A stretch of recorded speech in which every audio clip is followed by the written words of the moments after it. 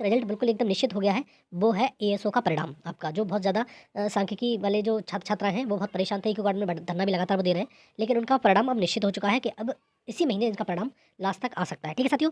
तो बात करेंगे साथियों कि सोलर वाला प्रश्न पर जो फुल मार्क्स मिला है, उसके बाद छात्रों के जो नंबर हैं, उनके पे क्या इम्पैक्ट आया है, क्या इफ़ेक्ट पड़ा है इसका, अब मैं प्रूफ़ दिखाऊँगा अभी। मैंने एक पोल कराया था, उसमें ज़्यादा लोगों ने पार्टिसिपेट नहीं किया, लेकिन सैंपल साइज़ छोटा है, लेकिन एक्यूरेसी उसकी 99% रहेगी। क्योंकि सीधी बात ये है कि साथियों, जो दुनिया भर की जो चुनाव एजेंसी वगैरह होती हैं, वो करोड़ों-करोड़ों लोगों में से मुश्किल 2-3 हज़ार का पोल लेती हैं। वो एक्यूरेसी ठीक-ठाक आ जाती है। लेकिन हमारे तो निश्चितता है बहुत ज़्यादा। रीज़न क्या है कि हम इस भर्ती को देख रहे हैं शुरुआत से ही, और हम पूरी की पूरी नज़र बनाए हुए हैं इस भर्ती पर। रीज़न यही है सबसे बड़ा कि हमने बहुत बारीकी से इसका एनालिसिस किया है कि क्या होने वाला है। लेकिन इन 2 प्रश्नों ने पूरा सिनेरियो चेंज कर दिया है। आपको मालूम है कि ये 2 प्रश्न बहुत ज़्यादा किसी को नुकसान दे गए और बहुत ज़्यादा लोगों को फ़ायदा भी दे गए। ठीक है साथियों? तो इनकी सबकी चर्चा करेंगे और प्रूफ़ के साथ में दिखाऊँगा। पहले पोल का वो दिखाऊँगा, जो पोल कराया था मैंने, उसके बारे में बताऊँगा।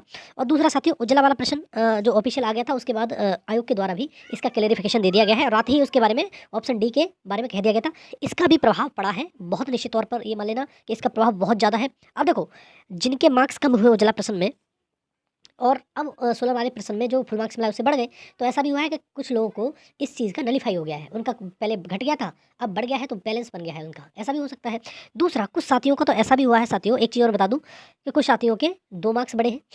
2 मार्क्स कहोगे कैसे बढ़े हैं? जिन्होंने पहले ऑप्शन डी ही लगाया था उज्ज्वला वाले में, और फिर आयोग ने भी डी कर दिया, तो उनका 1 मार्क वहाँ बढ़ गया।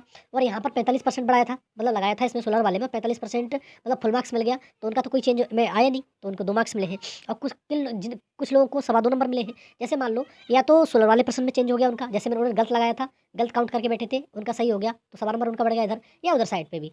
और कुछ लोगों का ऐसा भी हुआ है साथियों कि ढाई-ढाई नंबर बढ़ गए। उज्ज्वला वाला प्रश्न में भी उनको नंबर मिला है, मतलब पहले उन्होंने ऑप्शन डी चूज़ किया था, ए ऑप्शन पहले ए ऑप्शन माना जा रहा था, तो डी ऑप्शन चूज़ किया था, उनमें सवा नंबर वहाँ बढ़ गया। दूसरा, यहाँ पर उन्होंने जो कोई गलत भी प्रश्न लगाया हो, मान लो कि उनका बी कुछ भी लगाया हो 30% या गलत प्रश्न लगाया हो, तो उनको यहाँ पर सवा नंबर का फ़ायदा हो गया, तो ढाई नंबर बढ़ गया उनका। ठीक है साथियों? तो ये ढाई नंबर उनके लिए तो बहुत बेनिफिट दे गया।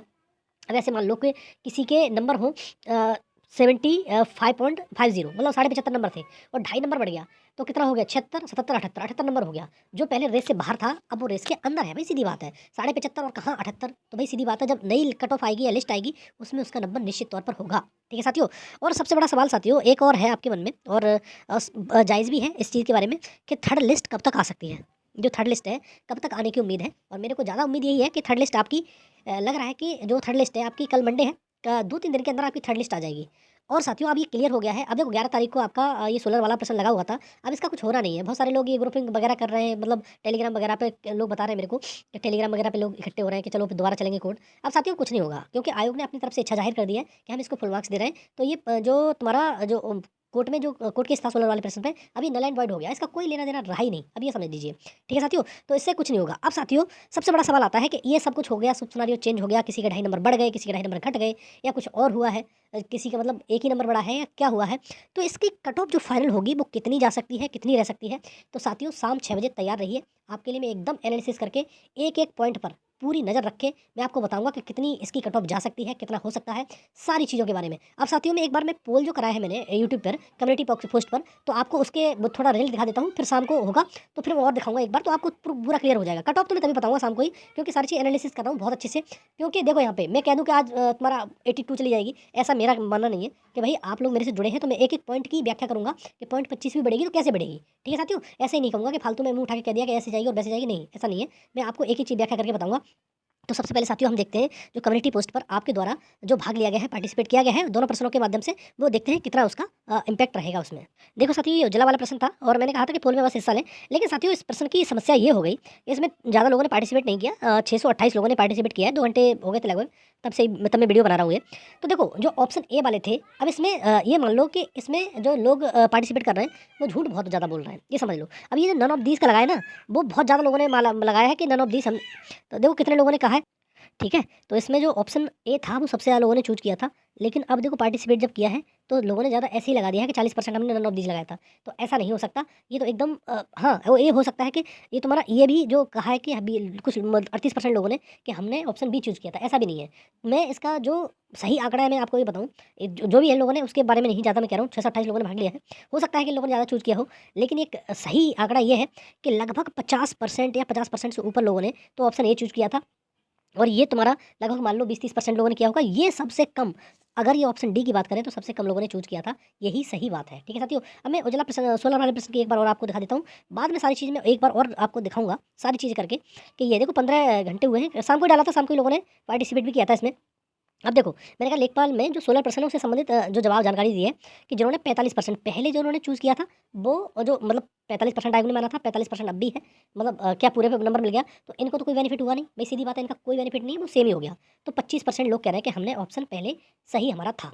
अब दूसरा 30% और जिन्होंने गलत किया था, तो दोनों को मिला के कितना हो गया, लगभग ही मान लो 41% हो गया।